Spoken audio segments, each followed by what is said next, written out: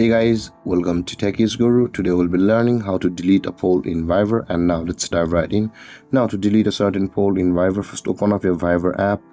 After opening your Fiverr app, go to the chat box on which you had created a poll and you want to delete it now.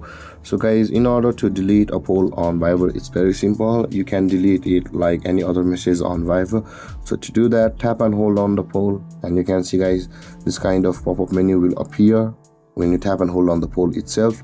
And on this pop-up menu there is the delete button available for us. Just at the below, tap on delete, and if you want the poll to be deleted for yourself only, tap on delete myself, or else tap on the delete for everyone button available over here, and that poll will be permanently deleted on Fiverr. And with that being said guys, this is how to delete a poll in Fiverr.